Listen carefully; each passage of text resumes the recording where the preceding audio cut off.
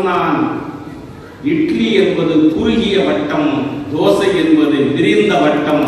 குறுகிய வட்டத்தில் இருக்கிற எந்த பொருளுக்கும் மதிப்பு கிடையாது. விரிந்த வட்டத்தில் இருக்கிற எந்த பொருளுக்குத்தான் மதிப்பு என்கிற அன்றைக்கு அவன் சொன்னான். இது அது வட்டமா இருந்தாலும் மாவட்டமா இருந்தாலும் நாம தான் கொடுக்க வேண்டியது நாம கவனிக்கணும். இப்படி தோசை மாதிரி திருப்பி அடிக்கக்கூடாது. 4 சுவர்களுக்குள் நீங்கள் படிக்கலாம், 4 திசைகளுக்குள் தான் நீங்கள் பறக்கலாம். ராமேஸ்வரத்தினுடைய கடற்கரையில் ஒரு பறவைகளை பார்த்துக் கொண்டிருந்த ஒரு அப்துல் கலாம், இந்த பறவைகளை போலத்தான் இந்த விமானங்கள் பறக்கிறதா என்று வியந்து பார்த்துக் கொண்டிருந்த அப்துல் கலாம் ஒரு விமான ஓட்டியாகத்தான் ஆக ஆசைப்பட்டார்.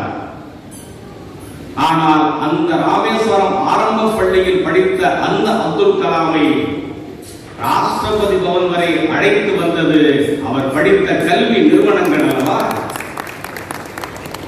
அவர் படித்த ராமநாதபுரம் சுவாஸ் உயர்நிலைப் பள்ளி, திருச்சி சென்ட் ஜோசப் கல்லூரி, தென்னகத்தினுடைய மணிமகுடமாக இருக்கிறதே, இன்றைக்கு எப்படி வேண்டுமானாலும் இருக்கலாம் அந்த MIT.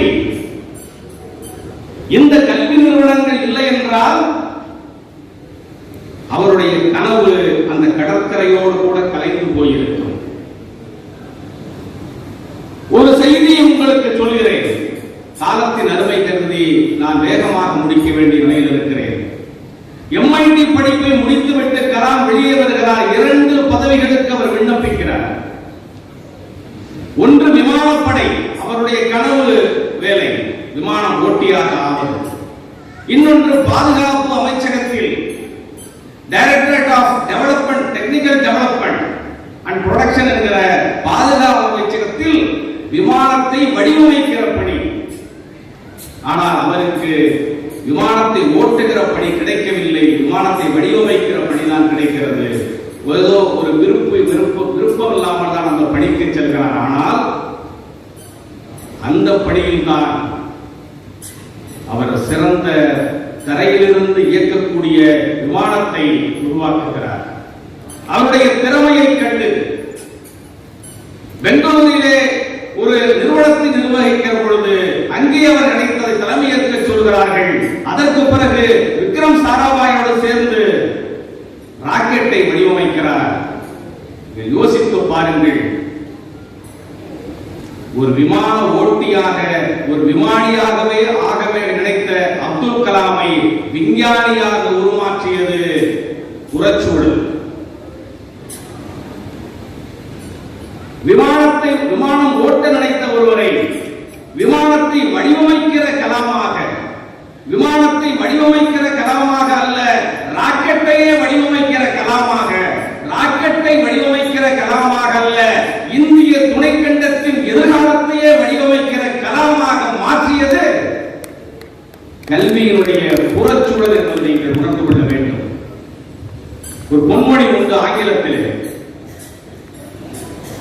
the purpose of education to turn the mirrors into windows. நீங்கள் உங்கள் கண்ணாடி, உங்கள் மிரரிலே உங்கள் முகங்களை மட்டும் தான் பார்க்கலாம். பள்ளிக்கூடத்திலே படிக்கிற பொழுது உலக உருண்டையை வைத்திருப்பார்கள். உலக உருண்டையை நீங்கள் சுற்றி சுற்றி பார்க்கலாம், சுழற்றி சுழற்றி பார்க்கலாம். ஆனால் படித்து விட்டு வெற்றிகரமான மாணவனாக வந்தால் உலகத்தையே சுற்றி பார்க்கலாம். இதுதான் புறச்சூழல். இங்கே நிறைவாக ஒரு செய்தியை சொல்கிறேன். அதிகபட்சமாக நாம் எங்கும் போக வேண்டியதில்லை. ஒரே ஒரு செய்தி, பக்கத்தில் இருக்கிற வண்ணாரப்பேட்டையில் மஹபூப் பாஷா என்கிற ஒரு auto driver, carrom board player, அவர்தான் வாழ்க்கையுடைய கனவு கேரம் போர்டு. ஆனால் தன்னுடைய வறுமையான வாழ்க்கையில், சோகமான வாழ்க்கையில் அன்றாடம் ஆட்டோ ஓட்டித்தான் சாப்பிட வேண்டும் என்கிற நிர்பந்தத்தில் அவர் தன்னுடைய கனவுகளை எல்லாம் தன்னுடைய பெண் காசிமா மீது வைத்து அவரை ஒரு கேரம் பிளேயராக உருவாக்குகிறார். உறவினர்கள் சொல்கிறார்கள், பெண்களுக்கு விளையாட்டுகளை பெண்ணுக்கெல்லாம் கற்றுக் கொடுக்காதே, அவள் திருமணமாகி வேறு அவருக்கு எந்த விளையாட்டையும் கற்றுக் கொடுக்காதே என்று சொன்ன போதும் அந்த தந்தை அவளுக்கு கேரம் போர்டை கற்றுக் கொடுத்தார். அந்த பிள்ளையும் சின்ன வயதிலிருந்து கனவை வளர்த்துக் கொண்டே வந்தார். சின்ன பென்சில் கிடைத்தால் கூட I M A world champion உண்டே என்று எழுதி பார்க்கிற அளவுக்கு மனதுக்குள் விதைத்துக் கொண்டு வந்த அந்த பெண் உலக சாம்பியன் போட்டி நடைபெற்ற பொழுது அந்த போட்டியில் கலந்து கொள்ள செல்வதற்கு பணம் இல்லை, கனவுகள் இருக்கின்றன, பணம் இல்லை. ஆனாலும் அந்த பெண் கலிபோர்னியாவிற்கு சென்று தன்னுடைய குழுவினரோடு சென்று தங்கப் பதக்கத்தை வென்று தாயகம் திரும்பினாள்.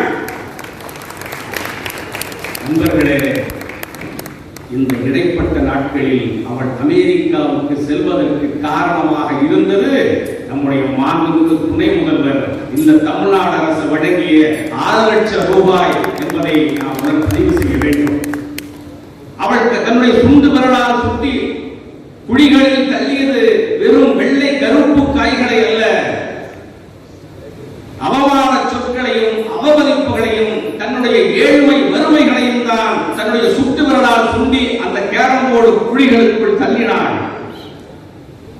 எனவே ஒரு வீட்டுக்குள் சாதாரண ஒரு தண்ணீர் தொட்டியில் கேரம் போர்டை வைத்து விளையாடக்கூடிய ஒருவரை உலக சாம்பியனாக உருமாற்றியது அரசாங்கம் என்கிற புறச்சூழல் தான் என்பதை நாம் இங்கே பதிவு செய்ய விரும்புகிறேன்.